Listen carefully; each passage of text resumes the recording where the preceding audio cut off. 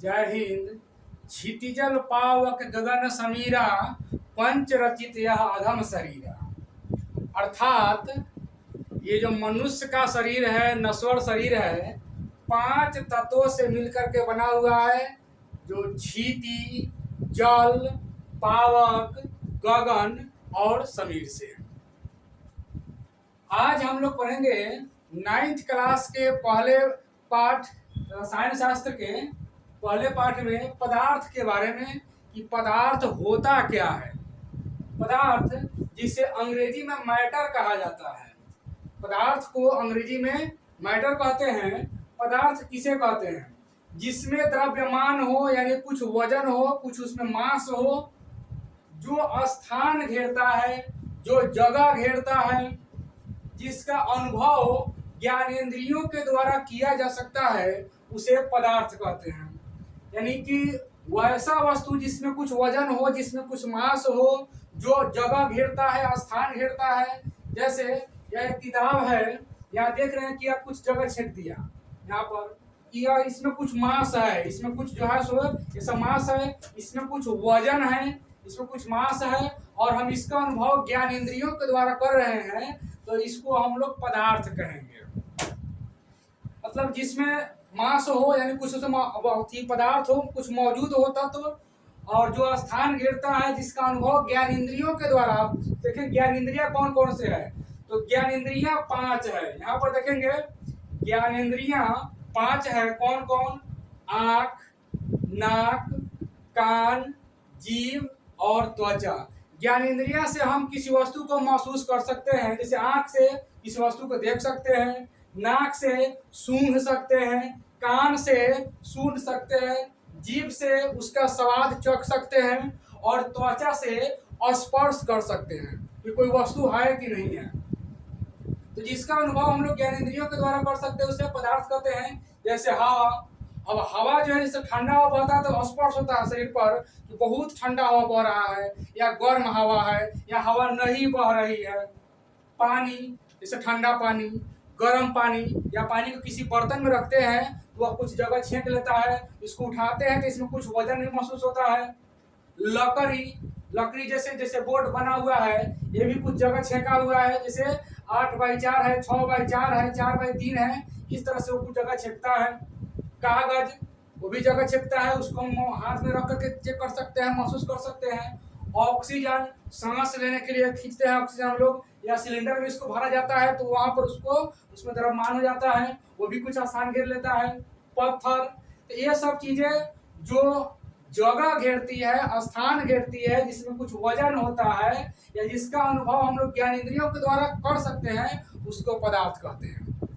अच्छा, एक और चीज इसमें कि पदार्थ किसे नहीं कहते हैं। कौन ऐसा चीज है जो पदार्थ नहीं कहलाएगा? जिसमें न तो द्रव्यमान हो, यानी इसमें कुछ मास नहीं है, कुछ उसमें वजन भी नहीं है, और न ही स्थान घेरती है, उसको पदार्थ नहीं कर सकते हैं। इसको जो है ज्ञानेंद्रियों के द्वारा महसूस किया जा सकता है, नहीं किया जा सकता है, उससे कोई अंतर नहीं है। लेकिन इसमें द्रव्यमान नहीं होना चाहिए और जगह नहीं घेरना चाहिए। जैसे मित्रता, यानी दोस्ती, किसी से दोस्ती हो जाए, दुश्मनी हो जाए, तो उसको कैसे तौलेंगे कि दुश्मनी 2 किलो है, 4 किलो है, 5 किलो है, 2 किलो, 1 किलो, या उसमें कैसे देखेंगे इसमें द्रव्यमान कितना है, मास कितना है। सो प्रेम को भी वैसे ही देख सकते, जैसे दोस्ती दुश्मनी होता है, वैसे ही प्रेम नजदीक हो गया।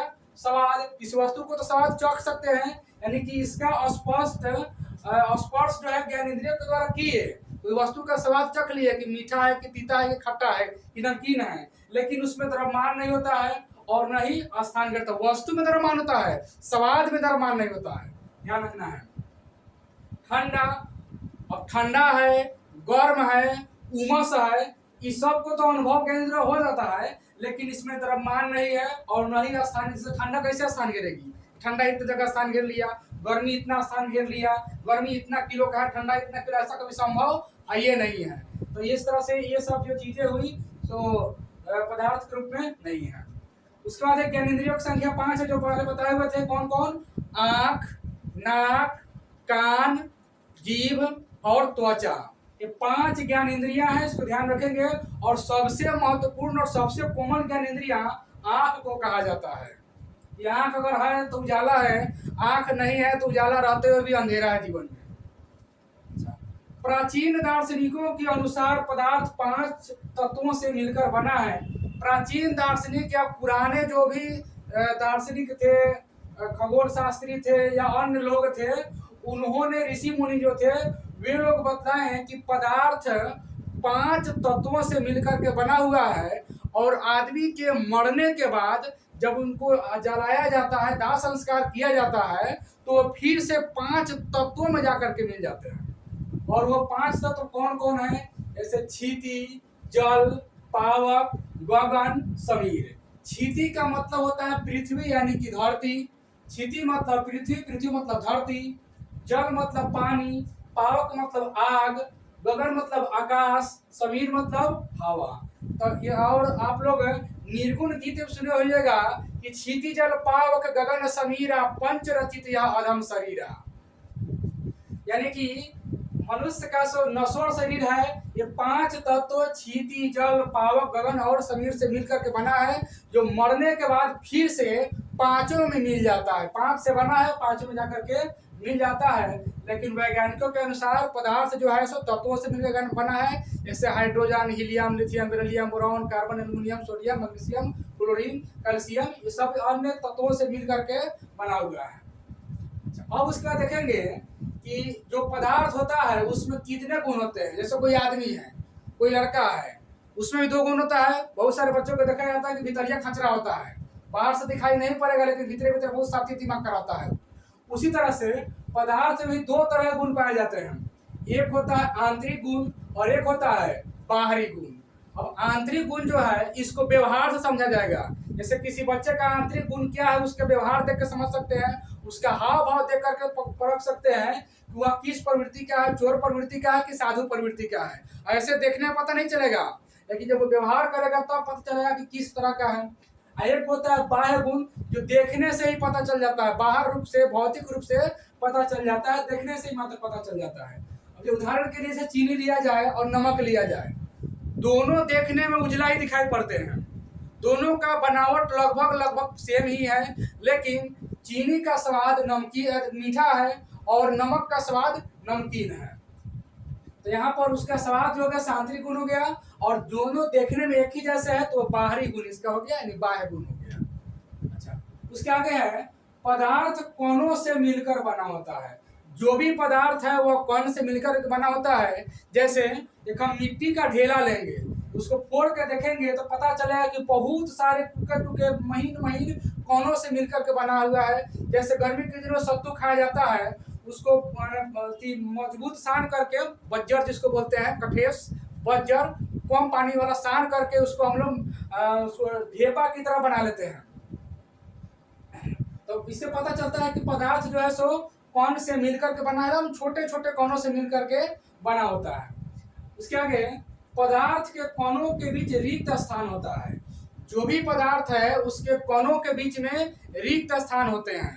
अगर रिक्त स्थान नहीं होगा तो जैसे हम लोग लकड़ी में कांटी ठोकते हैं, अगर रिक्त स्थान नहीं होगा तो कांटी नहीं ठोका सकता है। दीवार में हम लोग कांटी ठोकते हैं, अगर उसमें रिक्त स्थान नहीं होगा तो उसमें हम लोग कांटी नहीं ठोक सकते हैं। तो कोई भी पदार्थ है अगर उसे मिलाते हैं, रिक्त स्थान होगा तभी मिलेगा, या रिक्त स्थान होगा तभी हम लोग कांटी को ठोक सकते हैं।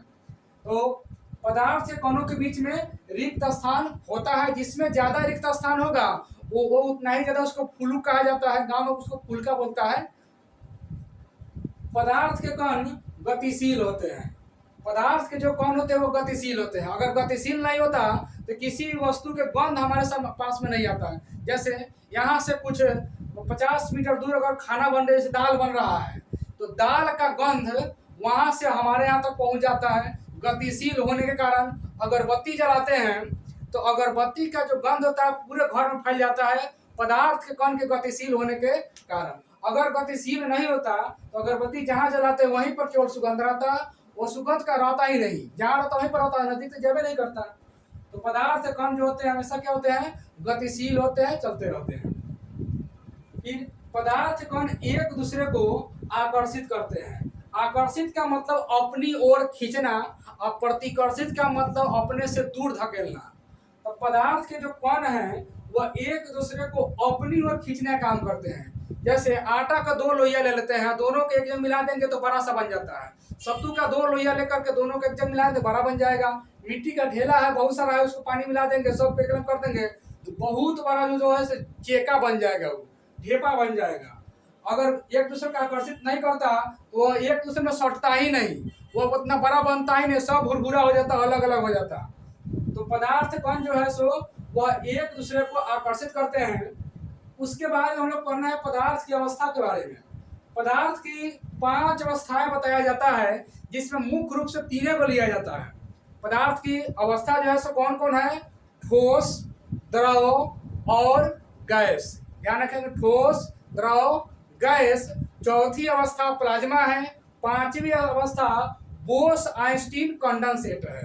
ध्यान रखेंगे, पदार्थ की 5 अवस्थाएं ठोस, द्रव, गैस, प्लाज्मा और बोस-आइंस्टीन कंडेंसेट, जिसमें से मुख्य रूप से 3 को ही लेकर के हम लोग पढ़ाई करते हैं। और यहाँ पर भी हम लोग 3 के ही बारे में पढ़ेंगे, ठोस, द्रव और गैस।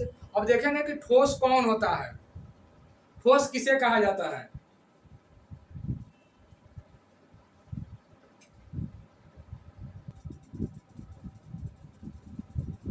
अब हम लोग आगे देखेंगे ठोस के बारे में। ठोस जिसे अंग्रेजी में सॉलिड कहा जाता है, ठोस को अंग्रेजी में सॉलिड कहा जाता है।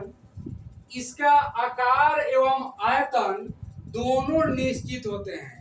कोई भी ठोस होगा उसका आकार, जैसे यह मार्कर पेन है, इसका जो बनावट है कहीं भी रखेंगे तो ऐसा ही रहेगा, और इसका आयतन जितना लंबाई, चौड़ाई, ऊंचाई का है इतना ही रहेगा, यह बदलेगा नहीं। तो ठोस का आकार यानी कि बनावट और आयतन दोनों निश्चित होंगे, कहीं भी रखेंगे दोनों निश्चित ही रहेंगे। जैसे लकड़ी, कोई लकड़ी है उसको हम कहीं पर भी रखेंगे तो अगर 2 फीट का लकड़ी है, 3 फीट का लकड़ी है, 4 फीट चौड़ा, 6 फीट लंबा, तो वो कहीं भी रखा जाएगा उसको वह उतना ही का रहेगा, वह बदलेगा नहीं, वह उसका निश्चित आकार है। और आयतन भी निश्चित होगा, जितना उसका वजन होगा, जितना उसका घन आयतन होगा वो एक ही होगा, वो अलग अलग नहीं हो सकता है। ईंट ये भी ठोस है। पत्थर, किताब, कलम, मतलब जिसका आकार नहीं बदलेगा, याद रखेंगे, उसे ठोस कहा जाता है। जो जैसा है, जैसे कलम है, कॉपी है, किताब है, घड़ी है, मार्कर पेन है, बॉल है, बत्ती है, ये जैसा भी रहेगा, अगर हर एक जगह एक ही जैसा रहेगा ठोस के रूप में कहलाएगा। अच्छा, अब देखेंगे आगे ठोस के गुणधर्म। जो भी ठोस होगा उसका कुछ गुण होगा, जैसे आदमी होता है तो उसका भी कुछ गुण होता है, तो ठोस के भी कुछ गुण होते हैं। इसके आकार एवं आयतन दोनों निश्चित होते हैं, जो परिभाषा इसका था जिसके बारे में जानते तो हो गया। दूसरा, इसे अधिक नहीं दबाया जा सकता है। ठोस को हम ज्यादा नहीं दबा सकते हैं, जैसे मार्कर पेन है, इसको हम ज्यादा दबा ही नहीं सकते हैं। थोड़ा सा हो सकता है कि दब जाए हल्का सा, लेकिन ज्यादा नहीं, एकदम हल्का सा माइनर दबेगा, जैसे यहाँ पर ही हो गया। ढक्कन खोलिए, इसको हल्का सा दबा सकते हैं, इसे ज्यादा नहीं दबा सकते हैं इसको। इसे अधिक नहीं दबा सकते हैं। इसका घनत्व उच्च होता है। ठोस जो होता है सो बज्जर होता है, इसका घन जो होता है, घनत्व जो होता है वो उच्च होता है। जैसे एक घनत्व को उसे कहा जाता है कि 1 मीटर क्यूब आयतन में कितना किलोग्राम है। अगर कोई वस्तु 1 मीटर क्यूब आयतन में 1 किलोग्राम है, दूसरा 1 मीटर आयतन में 2 किलोग्राम है, तो 2 किलो वाला का घनत्व ज्यादा हो जाएगा। जैसे 1 केजी रुई और 1 केजी लोहा में, दोनों में लोहा का घनत्व ज्यादा है, दोनों का भार बराबर है, वजन दोनों का बराबर है कि दोनों 1 केजी है, लेकिन रुई जो है सो इतना बड़ा सा हो जाता है और लोहा जो है सो छोटा सा रूप में रह जाता है। तो लोहा का घनत्व ज्यादा है, या घना ज्यादा है, या बज्जर ज्यादा होता है, जबकि रुई जो होता है सो फुलुक होता है। अच्छा, ये बहते नहीं है, ठोस कभी नहीं बहता। जैसे मार्कर पेन है, जहां इसको रख देंगे वैसे ही रह जाएगा, ये नहीं कि यहाँ रहेंगे बह के यहाँ तक आ गया, ऐसा नहीं हो सकता है। ठोस कभी भी नहीं बहेंगे। ठोस का घनत्व उच्च होता है, इसको ज्यादा नहीं दबा सकते हैं। इसका आकार और आयतन दोनों निश्चित रहेगा, कहीं भी रखेंगे नहीं बदलेगा। ये अपने बर्तन को पूर्णतया नहीं भरते हैं। मान लेते हैं इसको किसी गिलास में रख देंगे तो पूरे गिलास को नहीं छक पाएगा, ये जितना है उतना ही रहेगा। किसी बाल्टी में इसको रख देंगे तो सबसे नीचे चला जाएगा और ऊपर पूरा खाली रह जाएगा। तो ठोस जो है अपने बर्तन को पूर्ण रूप से नहीं भरते हैं। उसके आगे अब हम लोग देखेंगे ठोस के बारे में जान गए क्या क्या होता है सो। अब देखेंगे द्रव के बारे में। द्रव जिसे अंग्रेजी में लिक्विड कहा जाता है, इसका आकार अनिश्चित और आयतन निश्चित होता है। जैसे दूध, पानी, तेल, जूस, दही इत्यादि। जैसे दूध लेते हैं हम लोग, जैसे किसी ग्वाले से दूध लेंगे तो कंटर में रखा रहता है, तो वह कंटर के आकार का हो जाता है। जब हम उससे किसी बर्तन में लेते हैं, पतीला में लेते हैं, तसला में लेते हैं, तो वह तसला के आकार का हो जाता है। जो छोटा बड़ा बर्तन होता है उसके आकार का हो जाता है। जैसे पानी के बोतल में पानी रहता है 1 लीटर, उस पानी को अगर हम गिलास में डालेंगे या लोटा में डाल लेंगे तो पानी 1 लीटर जो उसका आयतन होगा वह रहेगा 1 लीटर रहेगा। लेकिन अंतर क्या होगा कि उसका बनावट बोतल में अलग था, आकार उसका अलग था, और लोटा में उसका आकार अलग हो गया, बाल्टी में उसका आकार अलग हो गया। तो द्रव जो भी होगा उसका आकार अनिश्चित होगा। जैसा बर्तन में रखेंगे वैसा बर्तन में बन जाएगा, और जबकि आयतन उसका निश्चित रहेगा, आयतन उतना ही रहेगा, आयतन कमेगा नहीं, इसका आयतन निश्चित रहेगा, आकार अलग अलग हो जाएगा। बाल्टी में रखेंगे तो बाल्टी के आकार का, कढ़ाई में रखेंगे तो कढ़ाई के आकार का, बोतल में रखेंगे तो बोतल के आकार का। जैसा बर्तन में रखेंगे वैसा रूप में ढल जाएगा, लेकिन उसका आयतन जो होगा सो निश्चित होगा। जितना किलोग्राम रहेगा, जितना उसका वजन रहेगा उतना ही रहेगा। जैसे तेल जैसे बोतल में तेल आता है, सरसों का जो तेल आता है बोतल में आता है, पाउच में भी आता है, तो उसमें वैसा रहता है जैसे कढ़ाई में डालते हैं पसर जाता है, पूरा कढ़ाई का रूप का बनावट का हो जाता है। दही वैसा ही हो गया। तो द्रव का आकार अनिश्चित और आयतन निश्चित होता है। अब इसके कुछ गुण धर्म के बारे में पढ़ लेते हैं। इसका आकार निश्चित, आयतन निश्चित होता है। दूसरा है इसे अधिक नहीं दबाया जा सकता है। द्रव को भी अधिक नहीं दबा सकते हैं, थोड़ा सा दबा के देख सकते हैं, लेकिन ज्यादा उसको नहीं दबा सकते हैं। द्रव नहीं दबता है। कुछ बच्चे बोले कि द्रव को तो हम लोग दबा देते हैं, उसमें हाथ लगा देते हैं, दब जाता है। जगह जब उसमें खाली रहेगा तभी दबेगा वो। जैसे 1 टीन अगर तेल है, पूरा पैक है, कहीं खुला नहीं, उसको दबाए तो वो नहीं दबेगा। वो दबेगा जैसे पानी से भरा हुआ बोतल है, पूरा बोतल फुल है उसमें, और उसको दबाएंगे तो दबेगा नहीं, दबेगा।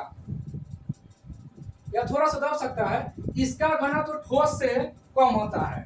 द्रव का जो घनत्व होता है ठोस से कम होता है। याद रखेंगे, द्रव का जो घनत्व होता है ठोस से थोड़ा कम माना जाता है इसको।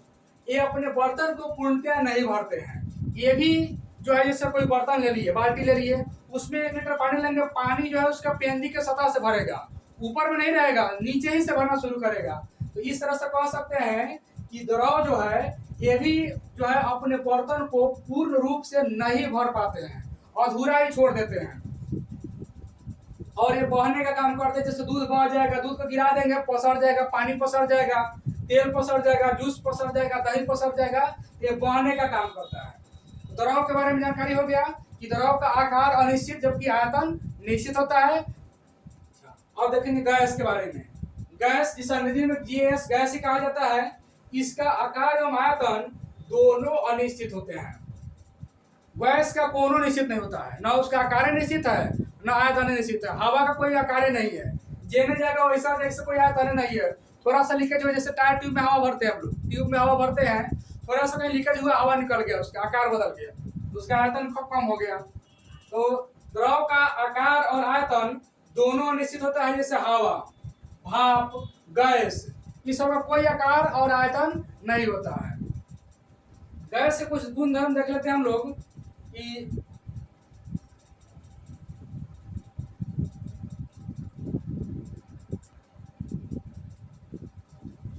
गैस में इसका आकार एवं आयतन दोनों अनिश्चित होते हैं।